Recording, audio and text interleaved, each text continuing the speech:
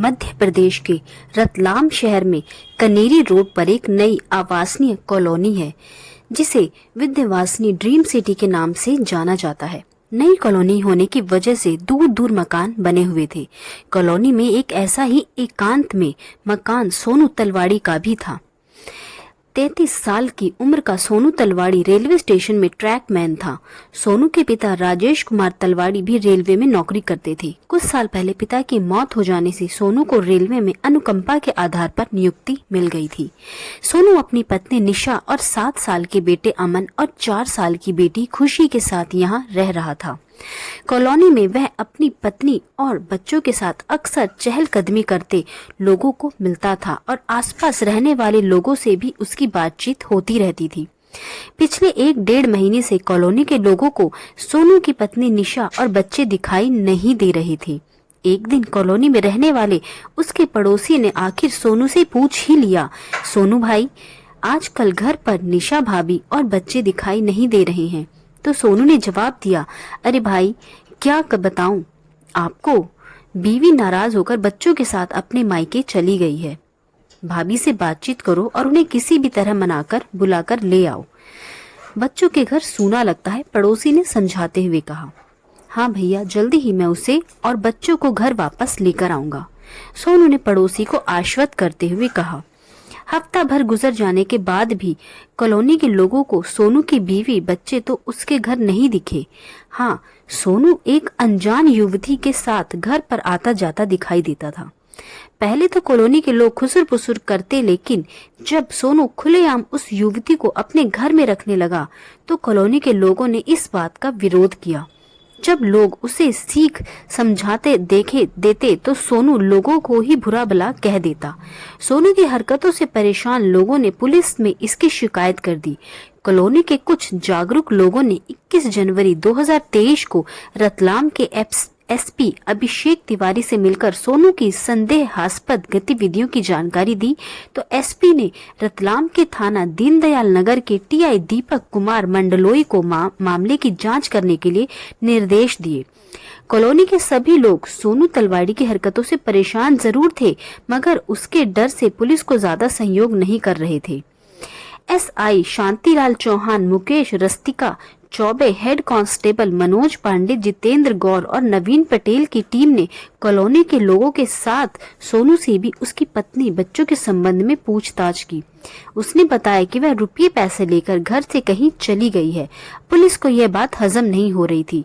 Police team जब निशा के मायके में जाकर पूछताछ की तो पता चला कि निशा अपने पिता की 4 बेटियों में दूसरे नंबर की थी। निशा ने जब से सोनू के साथ रहना शुरू किया था तभी से उसके मायके में उसने दूरियां बना ली थी। टीआई मंडलोई ने अपने थाने के हेड कांस्टेबल मनोज पांडे को सोनू के संबंध में गोपनीय तरीके से जानकारी जुटाने की जिम्मेदारी सौंपी तो पता चला कि सोनू और उसकी पत्नी निशा के बीच अक्सर विवाद होता रहता था। उसके घर से जोर जोर से रोने पीटने की आवाजें पड़ोसियों के कानों तक आ ही जाती थी, जिसके चलते आशंका जताई जा रही थी कि कहीं सोनू तलवाड़ी ने बीवी बच्चों का कत्ल तो नहीं कर दिया। जब पुलिस टीम को पूरा यकीन हो गया तो एसपी अभिषेक तिवारी के मार्गदर्शन में कार्यपालिका मजिस्ट्रेट और एफएसएल अधिकारी अतुल मित्तल और सीएसपी हेमंत चौहान की मौजूदगी में 22 जनवरी 2023 को पुलिस ने विंध्यवासिनी कॉलोनी पहुंचकर जब सोनू से पूछताछ की तो पहले तो वह पुलिस को गोल मटोल जवाब देकर घुमाता रहा, लेकिन जब पुलिस उससे शक्ति से पूछताछ की तो उसने अपनी पत्नी निशा, बेटे अमन और बेटी खुशी की हत्या करने की बात कबूल कर ली। जब पुलिस ने उससे पत्नी और बच्चों के शव के संबंध में बात की तो सोनू ने जो जवाब दिया उसे सुनकर पुलिस टीम के होश उड़ गए। सोनू तलवाड़ी अपने बीवी बच्चों को मारकर उनको घर के आंगन में दफन कर दिया था। घटना की गंभीरता को देखते हुए टीआई ने वरिष्ठ अधिकारियों को पूरे मामले से अवगत कराया। शाम होते होते फॉरेंसिक टीम और वरिष्ठ पुलिस अधिकारियों की मौजूदगी में सोनू की निशानदेही पर उसके घर के आंगन में जब खुदाई की गई तो बुरी तरह शत विशत हुई लाशों के 3 कंकाल वहां से बरामद हुए। फॉरेंसिक एक्सपर्ट ने बताया कि खुदाई में वाले तीनों कंकाल करीब 1.5 से 2 माह पुराने हैं। पुलिस ने तीनों का पोस्टमार्टम के लिए मेडिकल कॉलेज भिजवा दिया। पुलिस पूछताछ में यह बात भी सामने आई कि तीनों शव जमीन में दफन करने में सोनू की मदद उसके दोस्त बंटी कैथवॉस ने की थी। सोनू बेटे अमन, बेटी खुशी और पत्नी निशा की हत्या करने के बाद मजदूरों को बुलाया और उसने कहा कि घर में पानी की टंकी बनवानी है। 2 मजदूर ने 3 घंटे में लगभग 35 फीट चौड़ा, 5 फीट लंबा और 3 से 4 फीट गहरा गड्ढा खोद दिया और अपनी मजदूरी लेकर चले गए। गड्ढा खुदवाने के बाद सोनू ने अपने जिगरी दोस्त बंटी को फोन करके घर बुला लिया। बंटी जैसे ही सोनू तलवाड़ी के घर पहुंचा तो सोनू उसके दोनों पैर पकड़कर रोने लगा। रोते रोते उसने बंटी को बताया, मेरी बीवी मुझे बहुत तंग कर रही थी, इस वजह से मैंने उसे हमेशा के लिए अपने रास्ते से हटा दिया। दोस्त मेरी मदद करो, इन लाशों को ठिकाने लगाना है। बंटी बुरी तरह घबरा गया। उसे कुछ समझ नहीं आ रहा था, मगर सोनू ने उसे दोस्ती का वास्ता देकर उसकी मदद करने की गुहार लगाई तो उसने तीनों लाशों को कमरे से निकालकर आंगन में बने गड्ढे में डालने में मदद की। दोनों ने तीनों के शव गड्ढे में लिटाकर मिट्टी डालकर दफना दिए, ऊपर से सीमेंट का प्लास्टर कर दिया। बड़ी बात यह है कि 3 हत्याएं कर शव बरामद में दफन करने के बाद भी सोनू उसी मकान में बेखौफ रह रहा था। सोनू के पिता राजेश तलवाड़ी रेलवे में नौकरी करते थे। उसी दौरान PNDT कॉलोनी में रहने वाले सुल्ताना बेगम से उन्हें प्रेम हो गया तो राजेश तलवाड़ी ने उनसे शादी कर ली थी। शादी के बाद सोनू का जन्म हुआ। सोनू तलवाड़ी जैसे जैसे जवानी की दहलीज पर कदम रख रहा था, उसके कदम भी बहकने लगे थे। उसका ध्यान पढ़ाई लिखाई पर कम, लड़कियों के चक्कर काटने में ज्यादा लगता था। उसकी सोहबत ठीक न होने के कारण वह 20 साल की उम्र में ही शराब और कबाब का आदी हो चुका था। गली मोहल्ले में लड़कियों से इश्क के उसके किस्से मशहूर होने लगे तो माता पिता उसे समझाते, मगर उस पर कोई असर नहीं होता था। जब कभी पिता राजेश तलवाड़ी उसकी इन हरकतों पर टोकते तो उन्हें ही खरा जवाब देकर कहता, आपने भी तो इश्कबाजी कर लव मैरिज की थी, फिर मुझे क्यों रोकते हो। सोनू तलवाड़ी का जवाब सुनकर पिता राजेश तलवाड़ी चुप हो जाते।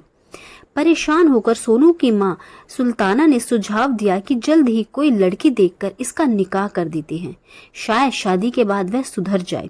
राजेश को अपनी बीवी की यह सलाह पसंद आई और उन्होंने लड़की की तलाश शुरू कर दी।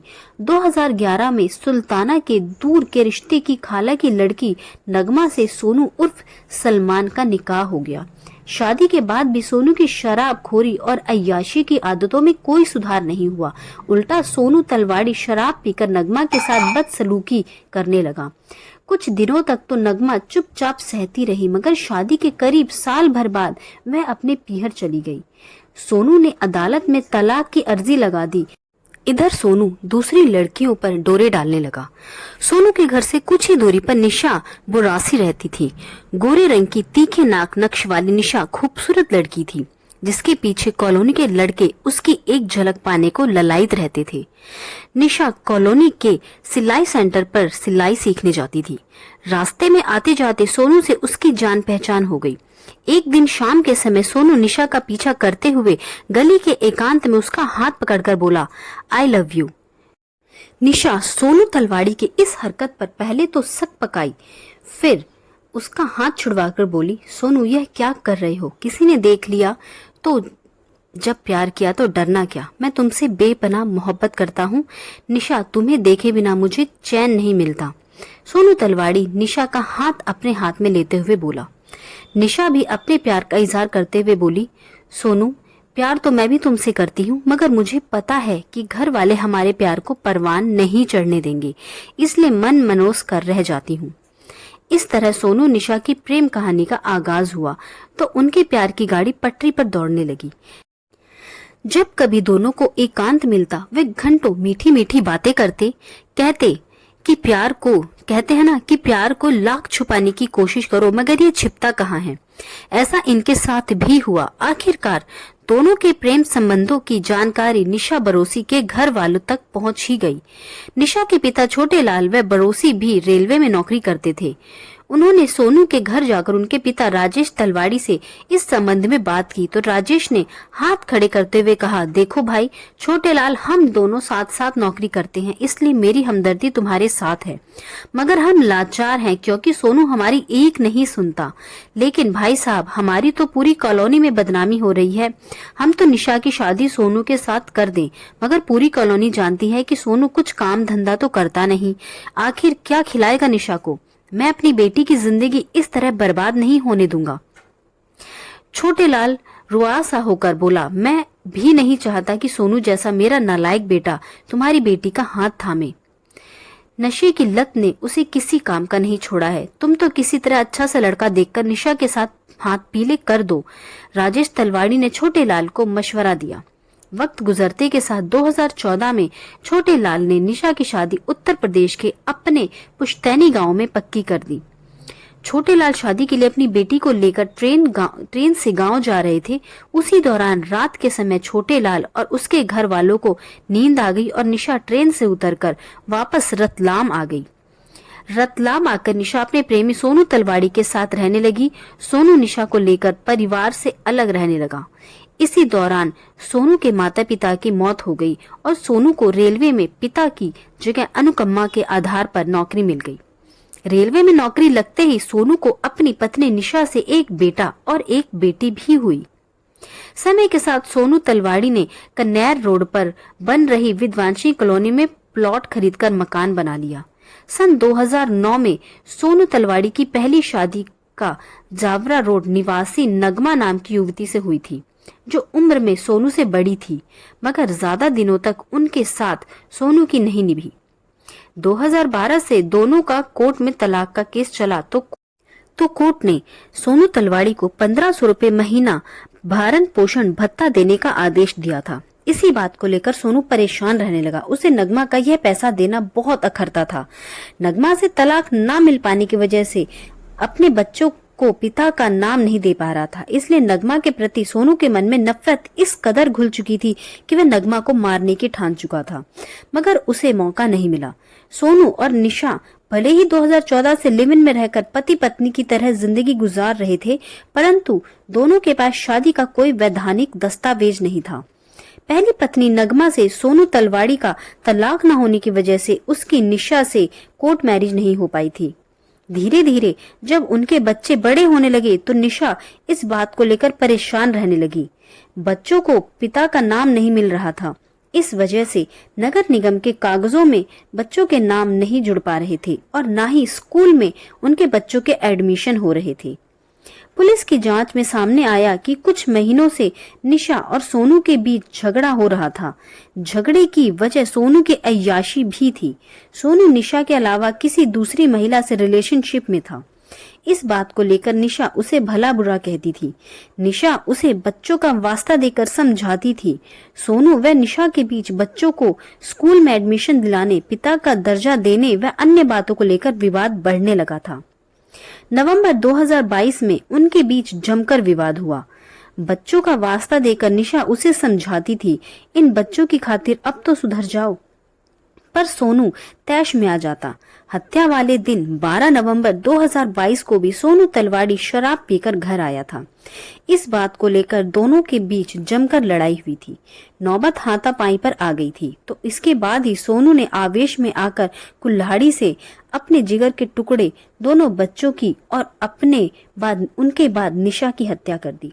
हत्या के बाद सोनू ने अपने दोस्त सैलाना यार्ड निवासी जितेंद्र उर्फ बंटी कैथवास को फोन करके घर बुला लिया। दोनों ने मिलकर पहले तो शराब पी और फिर लाश को ठिकाने लगाने के लिए घर में ही गड्ढा खोदने का प्लान बनाकर दूसरे दिन पानी का टैंक बनवाने के लिए 2 मजदूरों को सोनू के घर बंटी ही लाया था। मजदूर जब गड्ढा खोदकर चले गए तो बंटी और सोनू ने तीनों लाशों को उसमें डालकर ऊपर मिट्टी डाल दी। तीनों लोगों को बरामदे में दफनाने के बाद आरोपी सोनू नौकरी पर जाने लगा। वह अकेला ही घर पर रह रहा था। घर के आसपास कोई मकान नहीं बने होने का फायदा भी सोनू को मिल रहा था। कॉलोनी के लोग जब बीवी बच्चों के संबंध में पूछते तो वह कहता कि बीवी घर से पैसे लेकर बच्चों के साथ घर छोड़कर चली गई है। कॉलोनी के लोगों ने जब शिकायत की तो पुलिस पूछताछ में शुरुआत में पत्नी निशा से झगड़ा होने और बच्चों को लेकर उसके कहीं चले जाने की बात कहता रहा, मगर पुलिस की खोजी नजरों से वह कहां बच पाएगा और सख्ती करने पर वह जल्द ही टूट गया। पुलिस पूछताछ में आरोपी सोनू तलवाड़ी ने बताया कि वह पारिवारिक कलह से परेशान हो चुका था। उसने पूछताछ के दौरान एसपी अभिषेक तिवारी के सामने यह कबूल किया कि वह अपनी पहली पत्नी नगमा की भी हत्या करना चाहता था। इसके लिए वह 1-2 बार प्रयास भी कर चुका था। उसका कहना था कि वह नगमा की हत्या करने के बाद पुलिस के सामने सरेंडर कर देता, मगर अपने बिछाए जाल में वह खुद ही फंस गया। सोनू तलवाड़ी और बंटी कैथवास को 23 जनवरी को न्यायालय में पेश किया गया, जहां से न्यायालय ने दोनों को 25 जनवरी तक पुलिस रिमांड पर रखने के आदेश दिए थे। 2 दिन के रिमांड पर पुलिस ने दोनों से सख्त पूछताछ कर 25 जनवरी को फिर से कोर्ट में पेश किया, जहां से उन्हें रतलाम जेल भेज दिया गया। दोस्तों, इस कहानी को सुनाने का हमारा उद्देश्य किसी की भावनाओं को आहत या किसी को ठेस पहुंचाना या परेशान करना बिल्कुल भी नहीं था। हमारा उद्देश्य केवल आपको जागरूक करना, सचेत करना और सतर्क रहने के लिए प्रेरित करना है। दोस्तों, इस पूरी घटना के बारे में आपकी क्या राय है, कमेंट बॉक्स में जरूर बताएं और हमारी मेहनत पसंद आई हो तो इस वीडियो को लाइक करें और चैनल को सब्सक्राइब